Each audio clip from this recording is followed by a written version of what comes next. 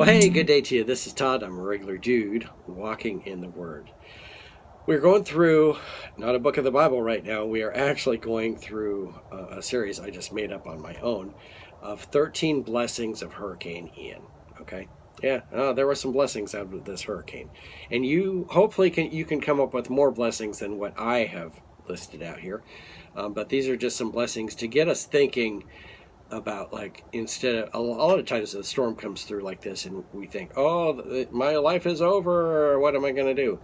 But you can look at it from a different perspective here, and that's what I'm trying to get us to do today here. The sixth thing that we're talking about today is this: a chance to focus on others rather than ourselves. Okay? I'm going to talk a little bit about me because I live with myself, and anyway, if you don't like it, you can move on. But what has happened here is there's things that I need to do around our property and our yard and stuff. I need to finish building the studio. You look in the studio and it's still the same shell it's been for several years. But that hasn't happened. I have not been in this studio for probably a month and a half at least, and definitely have not done any work in the studio here. And that's because I've been focused on doing other things. Now, a huge part of that is because that is my occupation, is to do flood dryouts and mold remediation. Okay, but what I've done too is the time that I have off, like I used to be doing it on Saturdays, is to go and help with Calvary Relief and help in their ministry, helping others. Okay, and then our work also is helping others too. It's focused on others and not ourselves. We do make money off of it. We're not getting rich off of it, but it provides income for us. But I wanted us to look at focusing on others rather than ourselves. And this hurricane came through, and it's taken us, like the kids and I, it's taken us a month and a half to get all the trees and stuff cleaned up. And not even all the trees are cleaned up. I still got a trailer that's setting up in the air with the root balls, underneath it.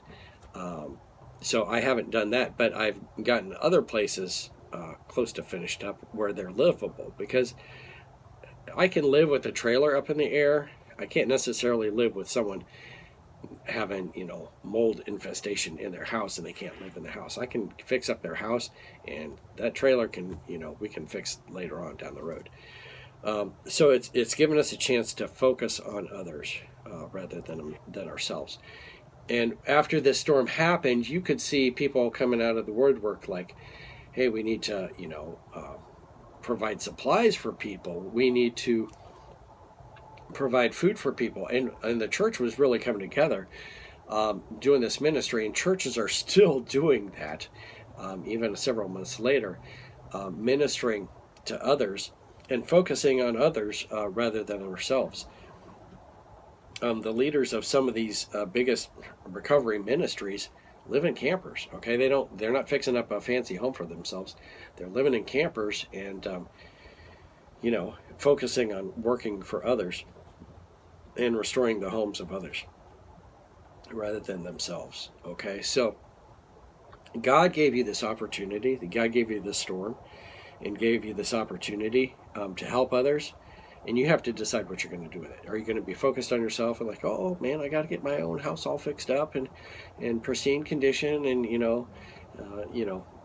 all that? Or are you going to focus on others to get others in a decent home that is safe? That actually might have a roof on it and might have some walls and some windows that actually work and stuff. So yeah, I encourage you, look at how you can focus on others rather than yourselves as we recover from this hurricane. Okay? Hey, thanks for watching. I'm just a regular dude walking in the Word, and I look forward to seeing you tomorrow as we continue looking at the blessings of Hurricane Ian. Lord's blessing. I'll see you then.